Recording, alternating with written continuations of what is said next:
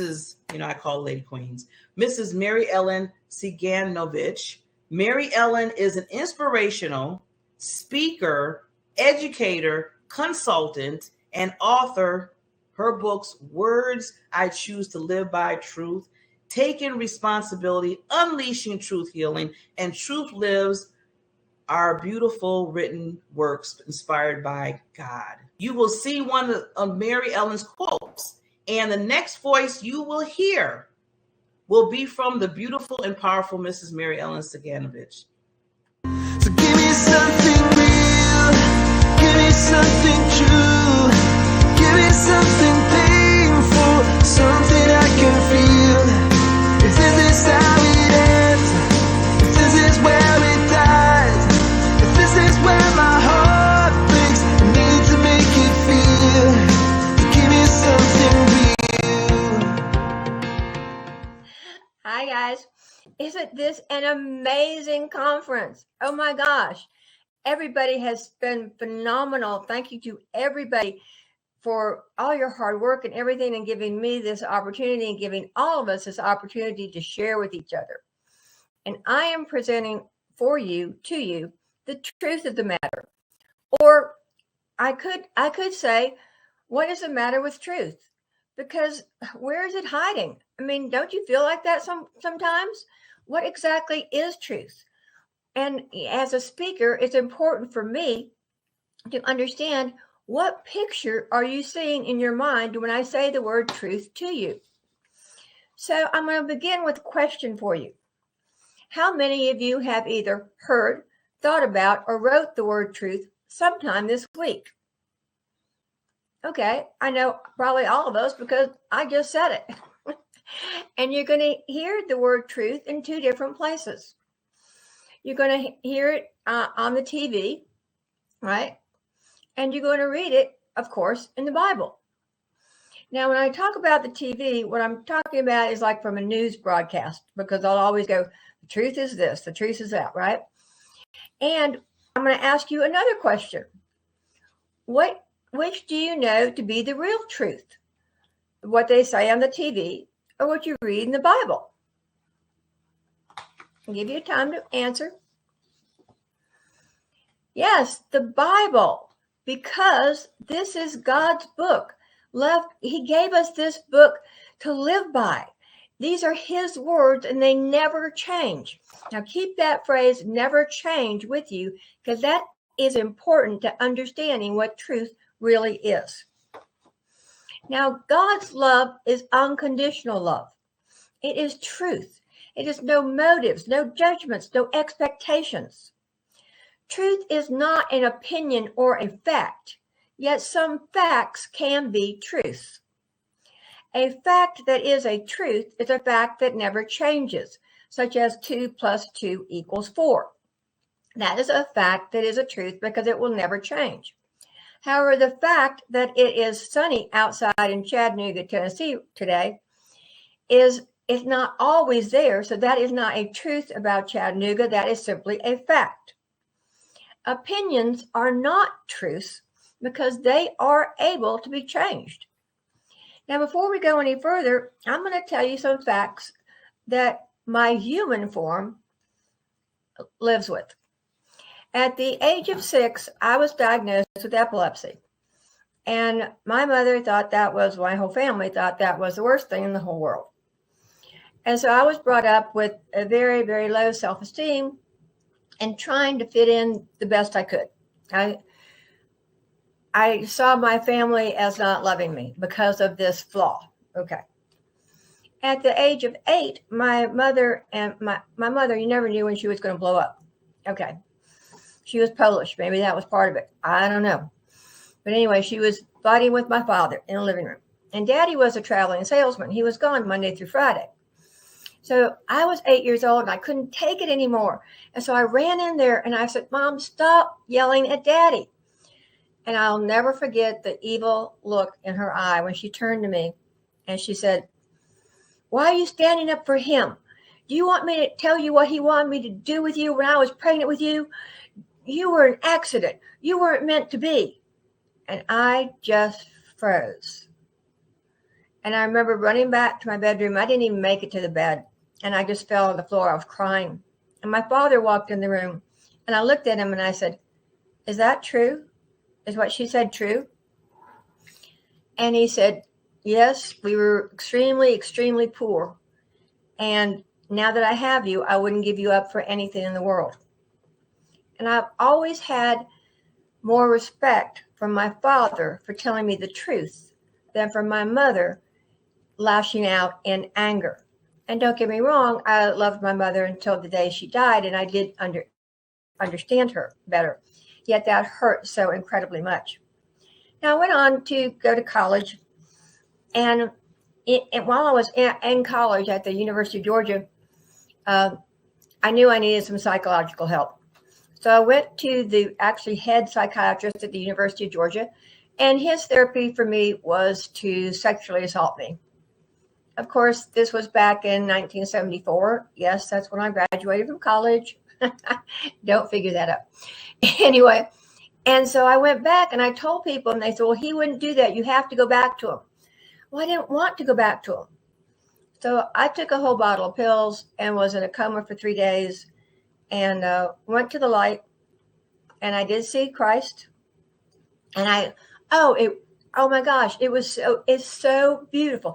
I tried to look beyond his robes, and it's so beautiful. And I said, "Oh, let me in, let me in." And he goes, "No, what you did was very wrong, and you have a lot of good to do in the world yet. You have to go back."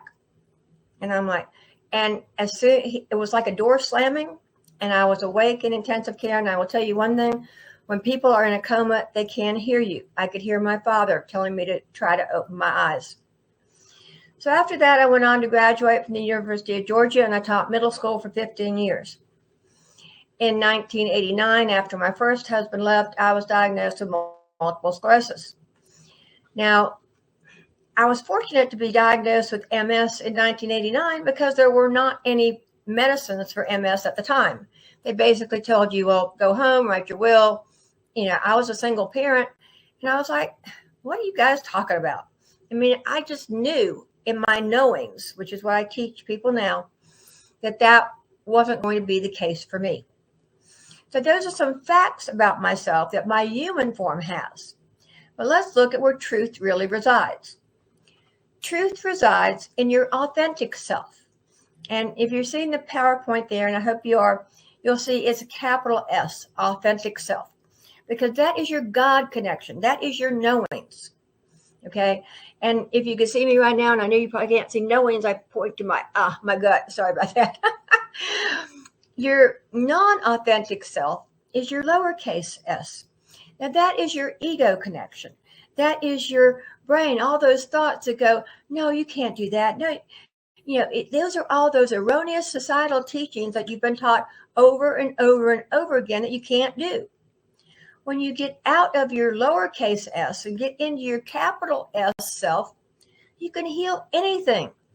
Christ came to teach us all of these wonderful truths of unconditional love, to accept everybody, that with no judgments, no expectations, no motives, that we are all one, all connected, and all children of God. That is so important. Now, your true authentic self is found when, and these are very important steps, you have to be aware of yourself. You have to have awareness of self. And I mean the capital S self. Number 2, you have to have forgiveness of self. And 3, you have to love yourself unconditionally. So let's look at awareness of self. To be aware of yourself, embrace time being alone. In solitude is when you hear God. Pray, meditate, visualize. And I mean, don't visualize your life the way it is. You know the way it is. Visualize your life the way you want it, exactly the way you want it, down to the very, very last detail. Visualize every day, visualize every week, visualize your whole life, and take no thought. Christ says in the Bible 33 times, take no thought, and that's what he means.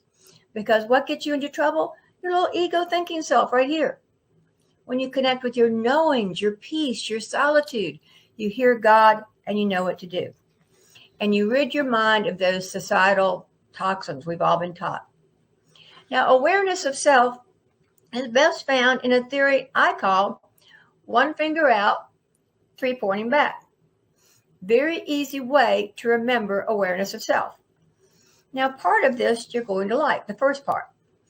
In this, because one finger out, three fingers back means the good you see in others is the good you have inside yourself. Okay, so you take those characteristics you see. Oh, she's so inspiring and she's so kind and compassionate. And you take them back into yourself and you go, guys, thank you, Lord. Thank you for allowing me to see these. I know I have those in me. Now, the flip side of this is a little harder to deal with on a human level. The things about other people that irritate you or really hook you are God's way of showing you what you need to work on in yourself. And it's not that they're probably doing something incorrect. That's true. My question to you would be, why are you allowing their behavior to affect you? You know, don't you have enough junk in your own bag? And if they said something that bothers you, always step back and look at yourself and say, what do I need to learn from seeing it this way? Because there's always something to learn. Now, awareness of self is taught by our society. We are taught to blame other people. We are taught to give reasons and excuses as to why our life is the way it is. We are taught to defend these false teachings. And somebody says something to you, and you, like a long time ago, somebody in Atlanta, this guy said to me, you know, you're very attractive, but you have a cloud of sadness around you. And I was like, I don't have a cloud of sadness around me. What are you talking about? And I went home and I thought, I do. I have this cloud of sadness around me. So when somebody says something to you and you try to defend it, look at it, because there's a truth there you need to learn. Don't refuse to risk making the decision to be the person of light God put you here to be. Now let's look at forgiveness of self. Because now you have awareness of self, one finger out, three fingers back. Forgiveness of self, extremely important. Because until you forgive yourself, you carry all your past junk with you. Forgiveness of self is important because you cannot love yourself until you get rid of all this negative past you've been carrying around with you. You've been carrying all this garbage all the time, and you're weighted down. You're like, oh, why? I'm so tired. Of course you're tired. Look at that ball and chain around your leg. Get rid of the negative, complaining people in your life. And forgiveness is not about the other person. True forgiveness is about forgiving yourself. Forgive yourself for listening to that person. Forgive yourself for spending money on something when you really didn't need it. Forgive yourself for eating a gallon of ice cream when you were really on a diet. I mean, and let's start over again. Just reset yourself. And here is your activity for forgiveness of self. And this is, according to my clients, this is the most powerful activity that I give to them out of all the activities I use. I want you to sit down and I want you to write a letter to God. And I want you to pour out all your junk to God. And when I first heard this activity, of course, I've taught and studied all the books of the Bible. I was Christian Personhood Chairman of a church in Charleston, West Virginia. And I was, of course, studying spirituality to find holistic ways to deal with my multiple sclerosis. And when they first told me this, I thought, oh, yeah, right. Write a letter to God. You got the address? Okay, fine. But it was wonderful because I wrote a letter to God and I said, dear God, it's me, Mary Ellen. And, you know, I've gone through the epilepsy. My mom didn't want me. And I spoke with a lisp and I don't know what to do. And you just pour out all of your junk to God. He can take it. He's a big boy. I was mad at God for a whole year until I started laughing one day and I thought, who am I to be mad at God? But you pour out everything to God. Throw the letter up, put it away for about 24 to 48 hours.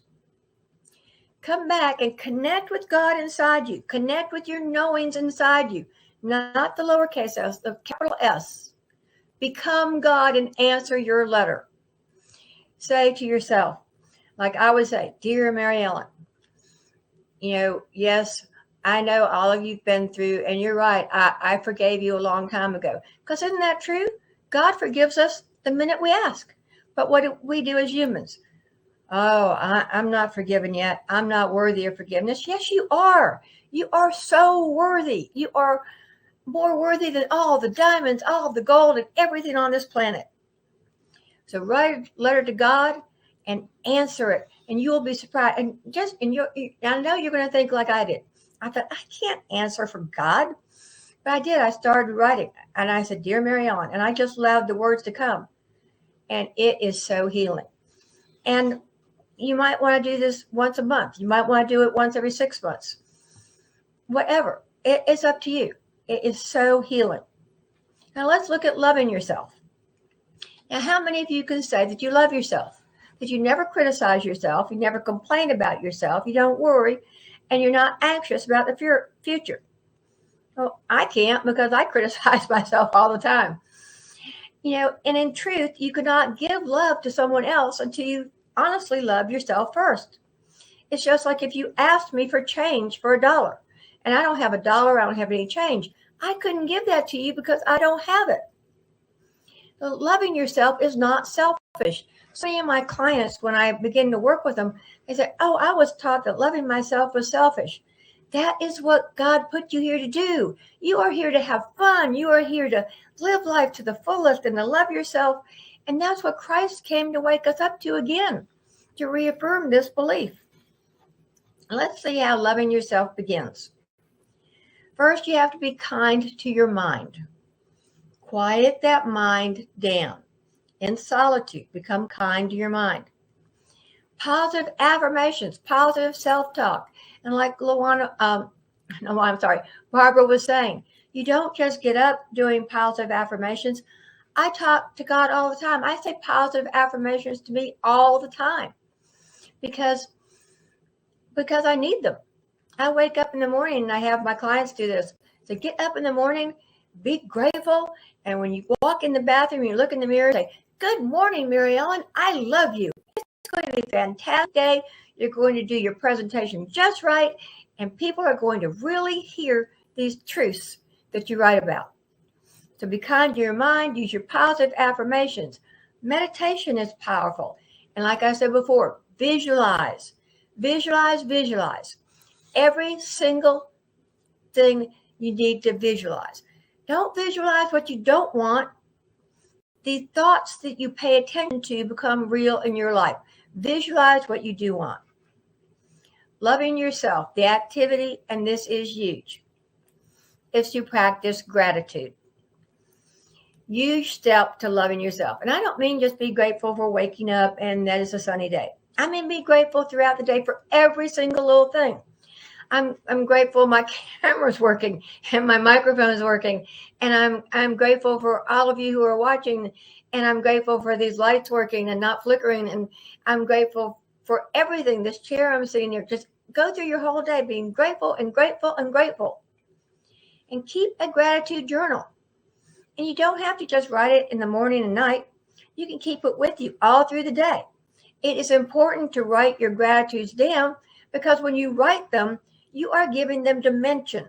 You give them dimension to become real. And as you write them, then guess what happens? You get more and more things to be grateful for in your life. Stay in the now moment. So extremely powerful. Now I'm speaking to you about loving yourself. I was speaking to you about awareness, and I'm going to speak to you in a moment about staying connected. But now I'm speaking to you about loving yourself. And now I'm going to staying connected with truth and authentic self. Always stay connected through prayer. Be quiet. That quiet time is so very important. Meditation. Just quiet yourself down. Being in nature. Oh my gosh, being in God's beautiful world is so powerful. And attend to some kind of spiritual or religious service. Now, in staying connected, there are only two places you can ever come from. Either love or fear. Okay, love is up here, fear is down here. Love is a higher vibrational frequency. It always conquers fear and is positive and healing. Fear is a low vibrational frequency. It's negative, and fear breeds fear. If somebody's yelling at you, right? Here's a yelling, and you come from love, they might quiet down. And if they don't, you can go away. But if they're yelling at you and you start yelling back, what happens? Boom! Everything explodes, right? So always, always come from love. Now, how can you do that? You must always come from love when faced with any negative situation. Stop yourself dead in your tracks and respond with love. When you react, it is a fear-based place. A response always comes from love. Or if things do not settle down and you cannot come from love, stay quiet and walk away. During any part of your day, when you find yourself in a stressful situation or a negative situation, again, stop and ask yourself, what is the most loving thought I can think right now? What is the most loving words I can say to myself? What is the most loving words I can say to that person? What is the most loving text I can send? Always come from love, and your life will, you have to love to heal yourself. All healing, all positive things, everything begins with love, loving yourself. So in summary, for the truth of the matter, awareness of self, one finger out, three fingers back. Forgiveness of self. Write that letter to God. So important. Don't forget to answer it. You can do it. Don't say, well, I can't be God and answer it. I know that was my fear. But when I did, and it just poured out, oh my gosh, the blessings are immense. And love yourself by practicing gratitude. Not just once a day, not all the time. Be grateful for every single little thing. And, because in truth, the only thing that you have, that you need, is love. That is it.